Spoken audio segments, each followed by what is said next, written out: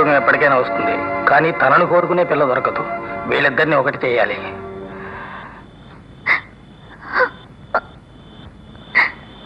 సుమిత్ర, జరిగిందంతా నేను వింటూనే ఉన్నాను.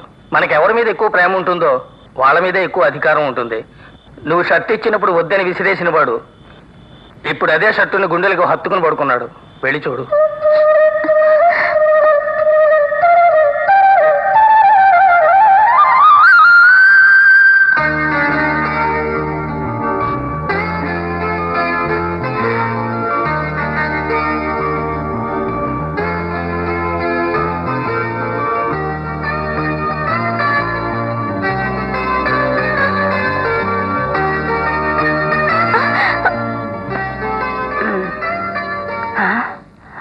వెళ్ళిపోయిన తర్వాత ఆ షర్ట్ ని కావలించుకుని ముద్దిచ్చేంత ప్రేమ ఉంది కదా, మరి నేను ఆ షర్ట్ ఇచ్చేప్పుడు కోపంగా ఎందుకు మాట్లాడావు? నీకంత ఆశగా ఉంటే నన్నే కావలించుకోవచ్చుగా. నువ్వు కొట్టినా కూడా నాకు బాధే వేయలేదు. ప్లీజ్, నేను చెప్పేది సుమిత్ర. నువ్వు కన్న కలలకి, నీ భవిష్యత్తుకి నేను తగిన వాడిని కాను. నమ్మొద్దు, వీలేస్తున్నాడు. ఆడదాని జీవితానికి తాళో తీయని వరం. ఆ బతుకు పండాలంటే తాళి కట్టేవాడు అర్హుడై ఉండాలి. నాకు ఆ అర్హత లేదు. నన్ను మర్చిపో. తర్వాత నువ్వు అనుకున్నట్టుగా నాకే ఉద్యోగం లేదు, ఒక పైసా సంపాదన కూడా లేదు. నీకే విధంగానూ నేను తగిన వాడిని కాదు. ఇది నిజం. నన్ను ప్రేమించి నీ బతుకు నువ్వు నాశనం చేసుకోకు. పూచిన అన్ని పువ్వులు పూజకు ఉపయోగపడాలని ఆశపడతాయి, కానీ వాటిని పూజకు ఉపయోగించడం, మాలకు ఉపయోగించడం ఆ పువ్వులు ఆశించిన ప్రకారం జరగదు. ఈ ప్రేమ అటువంటిదే. జీవితంలో ఆడుకోవచ్చు, కానీ జీవితాలతో ఆడుకోకూడదు. దయచేసి నన్ను మర్చిపో. బ్రహ్మాండంగా నటిస్తున్నావు. చాలా బాగున్నాయి డైలాగ్స్. నేను ఇచ్చిన షర్ట్ ని చక్కగా నువ్వు రేపేసుకొస్తున్నావు. ఓకే? నన్ను ఎందుకు రమ్మన్నారట? గోపాల్ చెప్పాడు. రాత్రి సుమిత్రతో నువ్వు మాట్లాడిందంతా నే విన్నాను.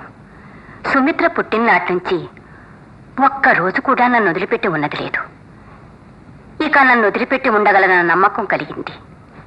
నీతో మాట్లాడకుండా, నిన్ను చూడకుండా తను ఉండలేదు కనుకనే నాతో ఊరికి రానంది. తనేటో నా మనసు అర్థం చేసుకోలేదు. చివరికి మీరు కూడా. నిన్ను నేను బాగా అర్థం చేసుకున్నాను కనుకనే మాట్లాడుతున్నాను. ఈ రోజుల్లో ప్రతి మగాడు వెర్రిమురి వేషాలు వేసుకుని తను ప్రేమించే దాని ముందు అబద్ధాలాడుతూ తిరిగే ఈ వయసులో ఉద్యోగం లేదన్న నిజం చెప్పావు చూడు, దాంతో నీ మనసు తెలిసింది. నేను కన్ను మూస్తే నా మనవరాలు అనాథగా బ్రతకాల్సి వస్తుందే అనుకునేదాన్ని. ఇప్పుడు దాన్ని ప్రేమగా చూసుకోవడానికి నువ్వున్నావన్న ధైర్యం వచ్చింది. వద్దండి, సుమిత్రకి నేను ఏ విధంగానూ తగిన వాడిని కాను. ఓ ఆడపిల్లకు నువ్వు తగినవాడివి కాదు అనుకుని దూరం అయ్యే కన్నా ఆ పిల్లకు తగినవాడివిగా నువ్వు ఎందుకు మారకూడదు? నేను మళ్ళా మా ఊరి నుంచి వచ్చేటప్పటికి నువ్వు ఉద్యోగస్తుడివై ఉండాలి.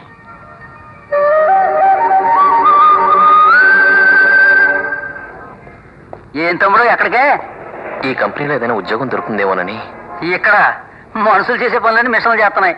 పాత వాళ్ళనే పనులు తీసేస్తున్నారు. ఇంకా నీకేం దొరుకుతాయా? పో వెళ్ళి ఏ మూటలు మోసుకొని బతుకుపో. రాకరాకు వచ్చారని వెళ్తున్నాం కానీ వాళ్ళతో అడ్జస్ట్ మాట్లాడుతూ బిడ్డలో కూర్చోదు. వెళ్ళామా వచ్చామా అని అంటుండాలి అంతే. అలాగేనమ్మా, నేనేమైనా పిచ్చిదానా ఏంటి? త్వరగా వచ్చేస్తాను. అంతే మరి. అసలే మీ నాన్నగారు మంచివాడు కాదు. మనం వెళ్తున్నాం తెలిసి మనల్ని అరుస్తారు. అలాగే పడుతుమ్మా.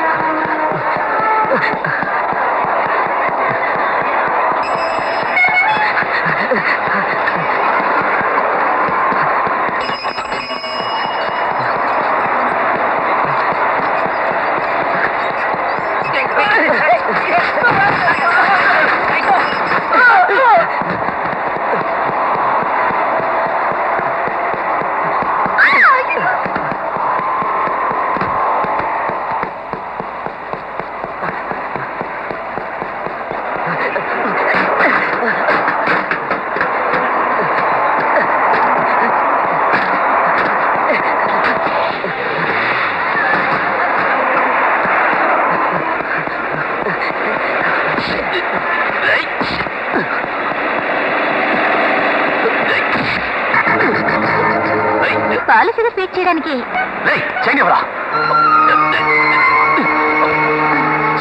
నాకు కాస్త వర్క్ ఉంది, తర్వాత కలుద్దాం. ఏంటా గొడవ ఇక్కడ? సార్ వీడు అమ్మాయి మెడలో చైన్ తెంచుకెళ్తున్నాడు సార్. నేను పట్టుకోకపోతే ఈ పాటికి పారిపోయేవాడు. లేదు సార్, దొంగ నేను కాదు, ఆ దొంగతనం చేసింది వీడే. ఎవరిని పట్టుకొని అంటున్నారా? నువ్వు కలిసి నా మీద పెడుతున్నావా? సార్ వీడే సార్ దొంగ. బాలు, ఏమైంది బాలు? ఏం జరిగింది? దొంగతనం వీట్ చేసి నేరం నా మీద వేస్తున్నారు సుమిత్ర. తీరా పట్టబయలు దొంగతనం చేశారని అటాక్ చేస్తున్నావే. ఎవరు పట్టుకు దొంగంటున్నావు? ఆయన ఎవరో నీకు తెలుసా? ఓ పెద్ద ఆఫీస్ లో గౌరవమైన హోదాలో ఉన్నారు. ఆయన ఎందుకు దొంగతనం చేస్తారు? ఎవరు వీడా? పట్టపగలు దొంగతనాలు చేసి బతికేదా? వీడు పెద్ద కంపెనీలో ఉద్యోగం చేస్తున్నాడా? కూడా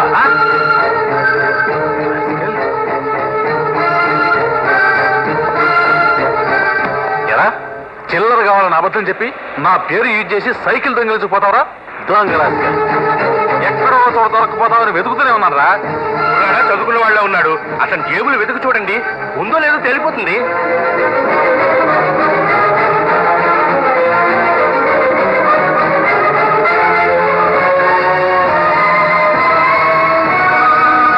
నేను చెప్పానా వీడే దొంగని? ఇప్పుడైనా నమ్ముతారా? లేదు, నాకే తెలీదు. నన్ను నమ్మండి సార్. ఈ చైన్ నా పాకెట్లో ఎలా ఉందో నాకే తెలీదు. రై, పోలీసోడికి నాకే టోపీ వేసావు కదరా? బాలు, నిజంగా దొంగతనం చేసావా? సైకిల్ దొంగలించింది నిజమే, కానీ చైన్ నేను దొంగలించలేదు. నన్ను నమ్ము సుమిత్ర. చదువుకున్న వాడివి, సంస్కారవంతుడివి, నీతో స్నేహం చేశాను. కానీ నువ్వు ఇంత నాటకం ఆడగలవని నీ కల్లో కూడా ఊహించలేదు. ఇలాంటి నేరస్తుడికి మనసిచ్చినందుకు, నిన్ను ప్రేమించినందుకు సిగ్గుపడుతున్నాను.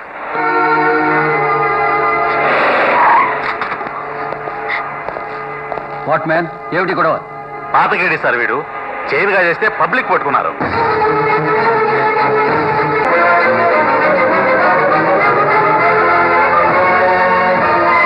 అవును, లాయర్ గారు వచ్చారా? కాసేపట్లో వచ్చేస్తారమ్మా. అమ్మా, నేను ఛాంబర్ దాకా వెళ్ళొస్తాను, ఇక్కడే ఉండండి. అలాగే.